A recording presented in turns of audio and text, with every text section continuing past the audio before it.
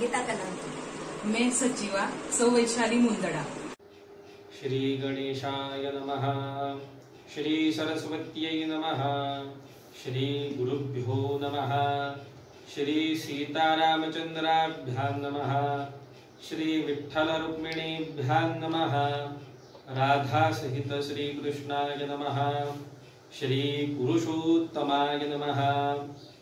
ओम वक्रतुंड महाकाय सूर्यकोटि समप्रभ निर्विघ्नं कुरु मे देव सर्वकार्येषु सर्वदा। गुरुर्ब्रह्मा गुरुर्विष्णु गुरुर्देवो महेश्वरः गुरुः साक्षात् परब्रह्म तस्मै श्री गुरवे नमः। विनायकं गुरुं भातुं ब्रह्मा विष्णु महेश्वरान् सरस्वती प्रणम्यादौ सर्वकार्यार्थसिद्धयेत। शान्ताकारं भुजगशयनं पद्मनाभं सुरेशं विश्वाधारं गगनसदृशं मेघवर्णं शुभांगं लक्ष्मीकान्तं कमलनयनं योगिभिर्ध्यानगम्यं वन्दे विष्णुं भवभयहरं सर्वलोकैकनाथम्। कस्तूरी तिलकं ललाटपटले वक्षस्थले कौस्तुभं नासाग्रे वरमौक्तिकं करतले वेणुकरे कङ्कणं सर्वाङ्गे हरिचन्दनं सुललितं कण्ठे च मुक्तावली। गोपश्रीपरिवेष्टितो विजयते गोपालचूडामणि वंशी विभूषितकरा नवनीरदाभात् पीताम्बरादर्णबिम्बफलाधरोष्ठात् पूर्णेन्दुसुन्दरमुखादरबिन्दुनेत्रात् कृष्णात् परं किमपि तत्त्वमहं न जाने। वसुदेवसुतं देवं कंसचाणूरमर्दनं देवकी परमानन्दं कृष्णं वन्दे जगद्गुरुं। मूकं करोति वाचालं पङ्गुं लङ्घयति गिरिं यत्कृपातमहं वन्दे परमानन्दमाधवं। कृष्णाय वासुदेवाय हरये परमात्मने प्रणतक्लेशनाशाय गोविन्दाय नमो नमः। श्री पुरुषोत्तमाय नमः। श्री पुरुषोत्तमाय नमः। श्री पुरुषोत्तमाय नमः।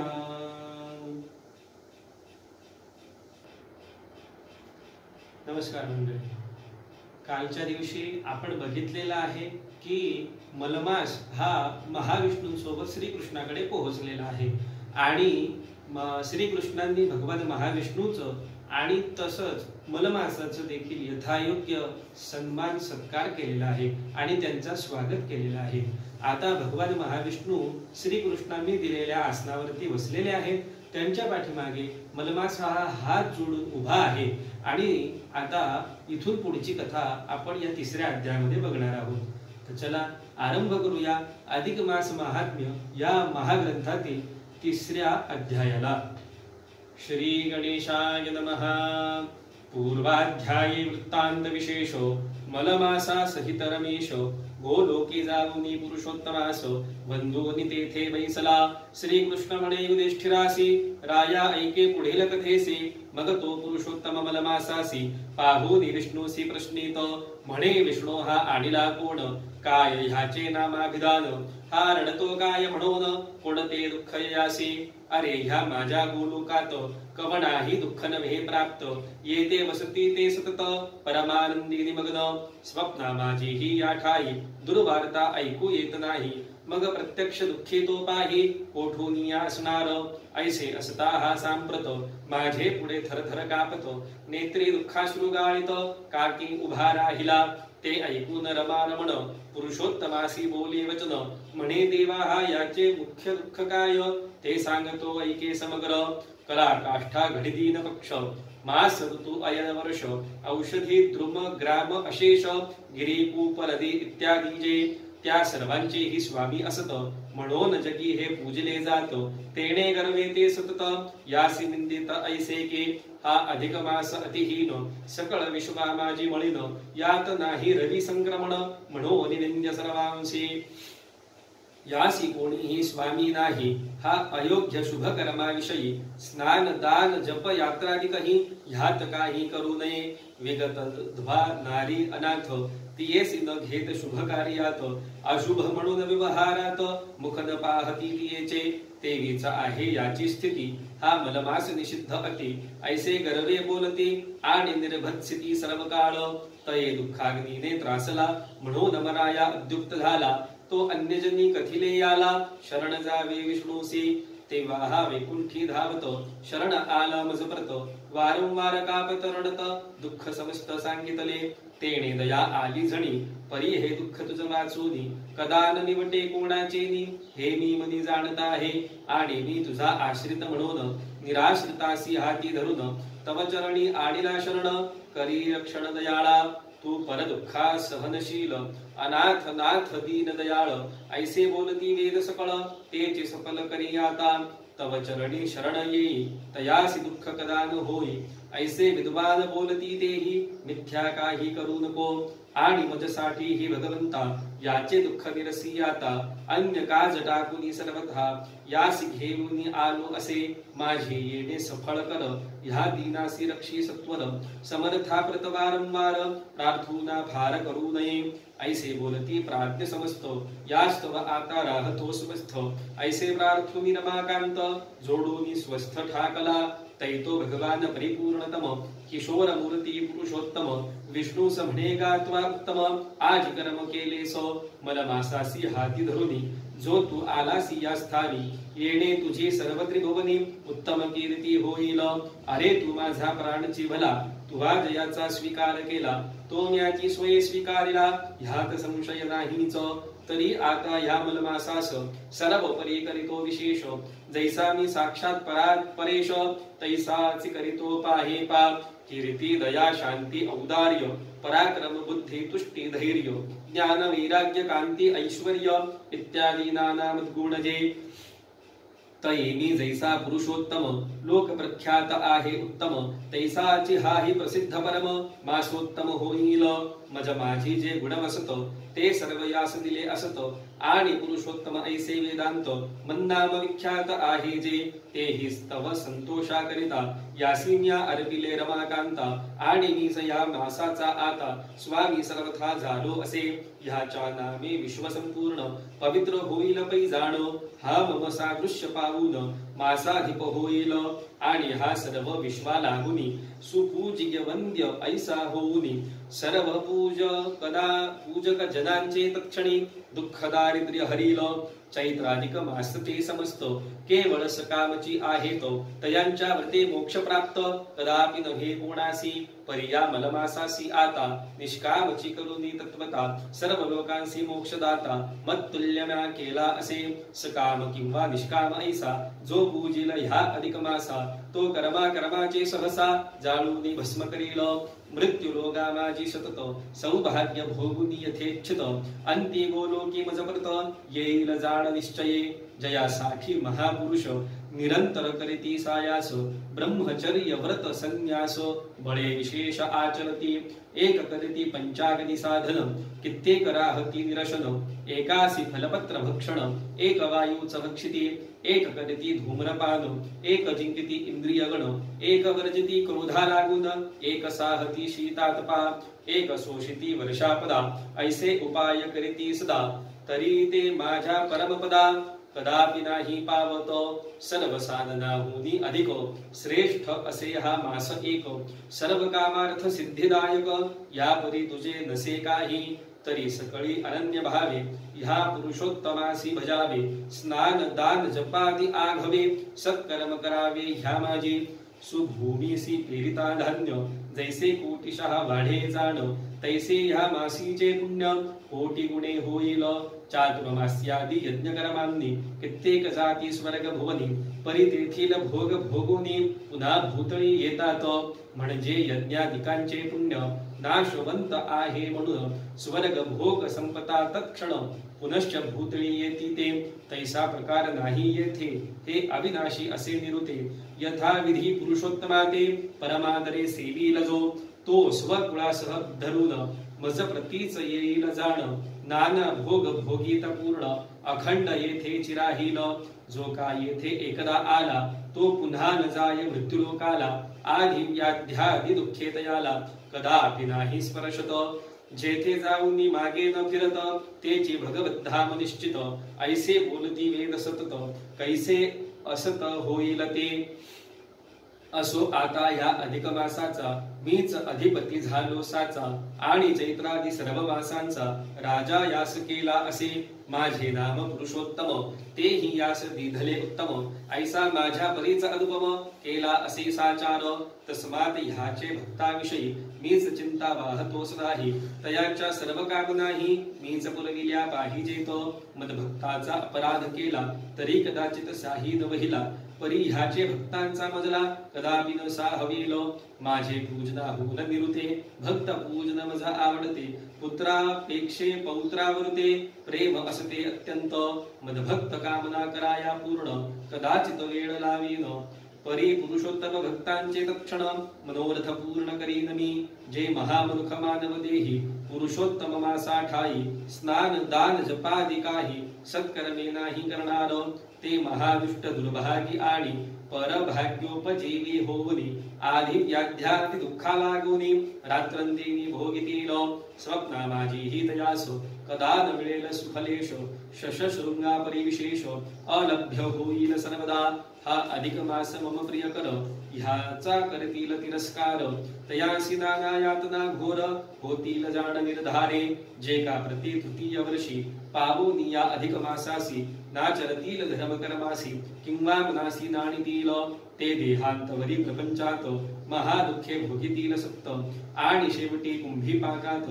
पडोनिया पचतील पै हा माझा पुरुषोत्तम मास पुण्यतम श्रीमान विशेष जयांचे अज्ञाने शून्य अशेष जायतयास सुख कैचे पुरुषोत्तम मासासी जिया योषिता सौभाग्यादी सुखाकरिता स्नान दानादी करणे तत्वता भक्ती भावे करतील तया सौभाग्य पुत्र संतान इत्यादी सर्व मी देईन आणि जिया कोणी सत्कर्मे विण मनमास शून्य दवडतील तयासी मी मासाधिनाथ प्रतिकूल होईन खर्चित पतिपुत्र पौत्र बंधु वित्त इत्यादी समस्त निर्दाळीन तस्मात् ह्या अधिक मासा ठाई सर्वात्म भावे सर्वाही स्नान पूजा जपादी काही सत्कर्मे सदाही करावीत आणि यत्किंचित शक्त्यनुसार अवश्य दान द्यावे साचार तेणेनी साक्षात परमेश्वर तया प्रसन्न होईन जो कामज पुरुषोत्तमासी भावे पूजील अधिक मासी तो भोगुनिया सर्व सुखासी गोलोकवासी होईल आता विष्णू आजपासून माझी आज्ञे सकळ जन ह्या मम प्रिय मासाचे पूजन करीतील जाण निश्चये हा सकळ मासात आता परम श्रेष्ठ केला तत्वता तरी ह्याविषयी रमाकांता काही चिंता करू नको आता तू ह्यासी घेऊनी सुखे जाई वैकुंठ भुवनी ऐशी ऐकूनी भगवतवाणी चक्रपाणी आनंदला आणि तयासी केला नमस्कार मग वैसोनी गरुडावर मलमासा सहसत्वर स्वस्थाना चालता झाहला क्षणा माझी रमा रमण वैकुंठी पोचला येऊन मलमासासी रहाया स्थान स्वसन्निध दीधले तैतो वैकुंठीची वसती पावोनिया हर्षला अति मग सर्व मासांचा निरोती मुख्याधिपती होऊनिया विष्णू सह वैकुंठ भुवनी रमू लागला रात्रंदिनी पूर्वील दुःख मुनी हुनी देश धडी जाहले असो ऐसा तो कृपे करून सर्व पुण्याचे झाला निधान त्रैलोक्या माझी सामर्थ्यवान तैसा अन्य नसे कोणी तया माझी सत्कर्मे करीती तयाची सर्व दुःखे हरती आधी व्याधी जरा अपकीर्ती तया नशिवती कधीच जे महामूढ जन कोणी नादरेती त्या मासा लागुनी पुरुषोत्तमासी उद्देशुनी कर्म न करीती काहीच तयावरी दुःखाचे पर्वत एका मागुनी एक पडत साक्षात भगवंताचे भाषित कैसे असत्य होईल श्रीकृष्ण म्हणेगा राजा ऐक तुम्हासी येताती दुःखे अनेक ह्याचे कारण आहे एक ते मी सकळीक जाणतो तुम्ही वनी आल्यापासूनी पुरुषोत्तम मासा लागुनी स्नानदान पूजादी करुनी कधीच नाही सत्कारिले तुम्ही वना आल्यानंतर श्री भगवंताचा प्रिय कर तो पुरुषोत्तम मास सुंदर द्वित्रिवार केला येऊनिया भीष्म द्रोणादिकांचे भय तेने विकळ तुमचे हृदय आणि तया लागी धनंजय इंद्रलोकासी गेला जो त्याचे वियोगे तुमचे मानस भांबावूनी गेले विशेष तेने योगे तो पुरुषोत्तम मास नाही तुम्हास समजला तयासी तुम्ही काय करावे प्रारब्ध म्हणून स्वस्थ राहावे दैव असेल तैसे आघवे घडो न येते सहजचे अदृष्टींचे फळ संपूर्ण अवश्य भोगावे लागे जाण सुख दुःख भय कल्याण दैवेची प्राप्त होतसे तरीही तुम्ही अदृष्टा भरवसा ठेवूनी सदा स्वस्थ वैसा आणि तुझा प्रकार झाला कैसा तो ही सांगतो ऐकजे ऐसे कृष्णे धर्मरायासी कथिले असे प्रेम भरेसी तेच नारायण नारदासी स्वये कथिता जाहला श्री अधिक मास महात्म्य सार बृहन्नारदीय पदमाधार सज्जन श्रोते ऐकोत तृतीयाध्याय गोडः श्री कृष्णार्पणमस्तु।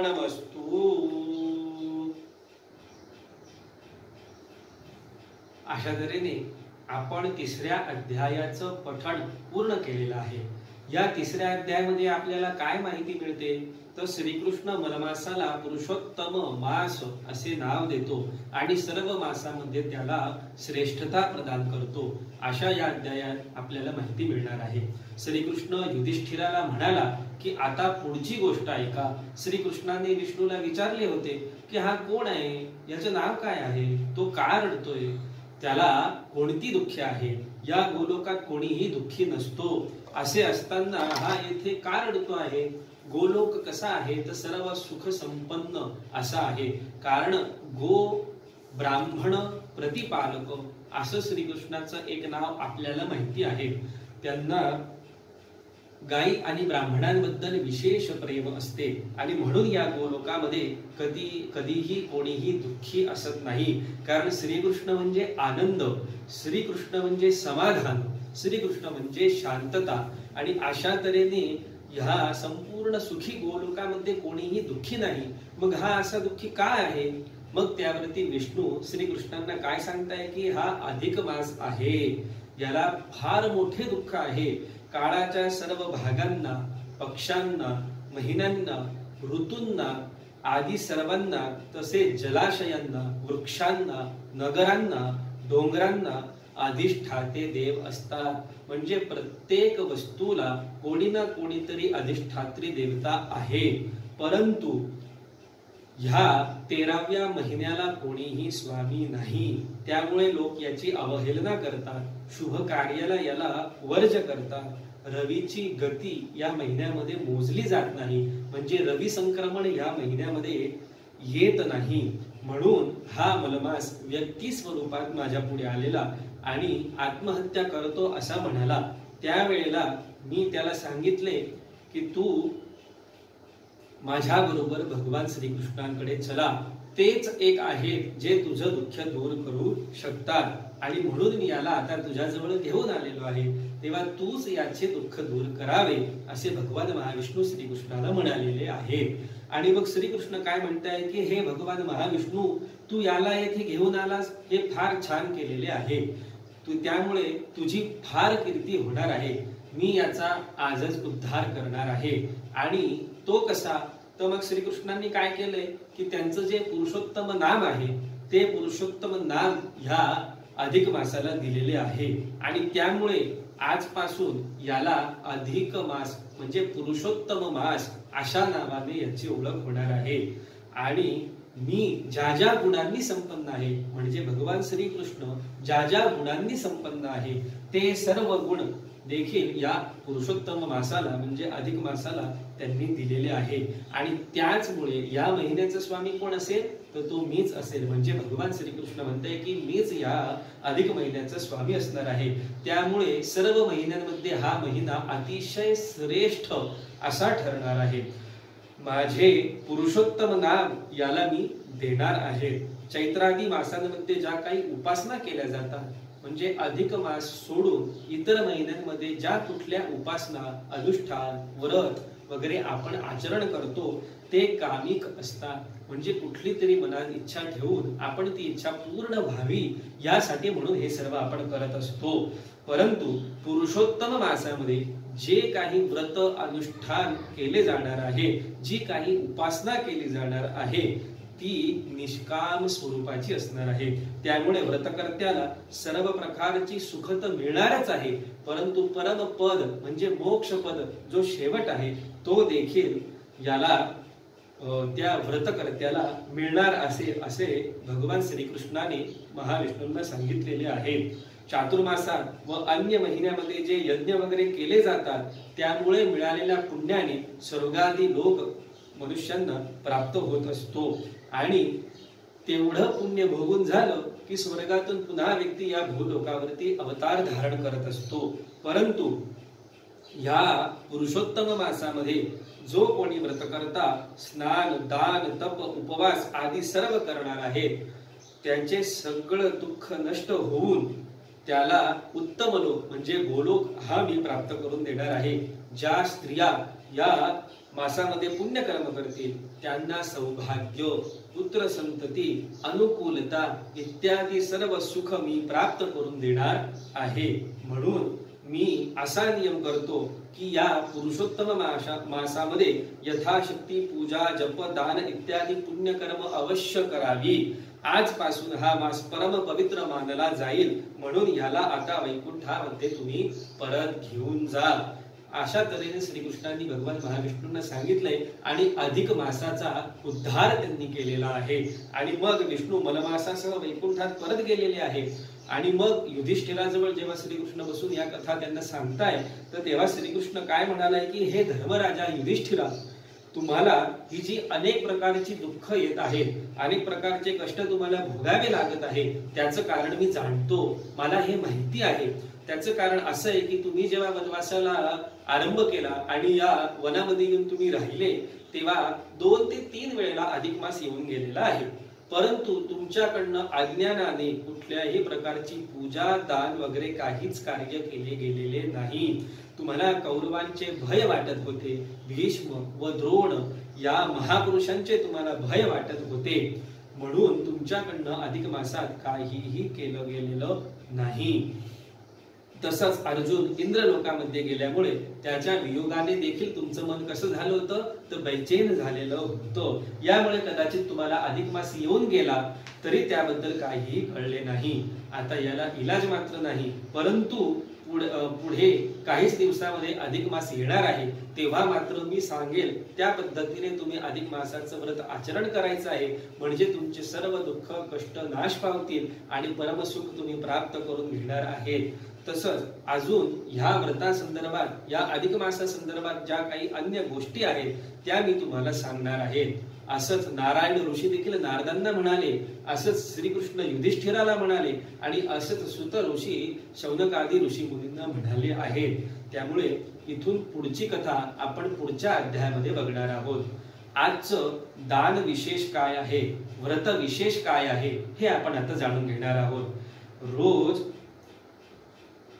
1 महिनाभर ह्या अधिक मासामध्ये पुरुषोत्तम मासामध्ये रोज फक्त एकच धान्य शिजवून खायचंय.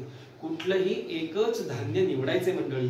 जसं ताक भात असेल, दूध असेल, साखर गहू असेल, साबुदाणा खीर असेल, अशा तऱ्हेचं एकच धान्य आपण निवडायचं आहे आणि त्याचंच भक्षण महिनाभर आपण करायचं आहे. आणि असं झाल्यानंतर जेव्हा मास समाप्ती होईल, आपलं व्रताचं उद्यापन होईल, त्यावेळेला एका दाम्पत्याला म्हणजे नवरा बायको अशा जोडीला आपण जेवायला बोलवायचं आहे. त्यांचा यथायोग्य स्वागत सत्कार करायचा आहे. त्यानंतर त्यांना यथेच्छ भोजन आपण द्यायचं आहे, दक्षिणा द्यायची आहे. आणि ज्या धान्याचं भक्षण आपण महिनाभर केलेलं आहे त्याच दानाचं कमीत कमी 1.25 किलो तरी आपण दान करायचं आहे. आणि असं दान केल्याने मंडळी तुमचं संपूर्ण पाप जे आजपर्यंत संचित असेल त्या सर्वांचा नाश होणार आहे आणि इथून पुढे मात्र तुम्हाला संपूर्ण पुण्याची प्राप्ती होणार आहे. या दानाचं असं काय विशेष महत्व आहे तर हे शास्त्रामध्ये आपल्याला समजतं. काय तर ध्यानम परम कृतयुगे त्रेतायाम ज्ञानमुच्यते द्वापरे यज्ञमेवाहुः दानमेव कलो युगे. म्हणजे त्रेतायुगामध्ये कृतयुगामध्ये ध्यान हे विशेष सांगितलं गेलेलं आहे. तसंच त्रेता युगामध्ये ज्ञानाचं महत्व सांगितलं गेलेलं आहे. द्वापर युगामध्ये यज्ञ यागाती कर्माचं महत्व सांगितलं गेलेलं आहे आणि ह्या कलियुगामध्ये विशेष करून दानाचं महत्व आहे. त्यामुळे जेवढं जास्त दान आपणास करता येईल या अधिक मासामध्ये, पुरुषोत्तम मासामध्ये आपण दान देण्याचा प्रयत्न करायचा आहे.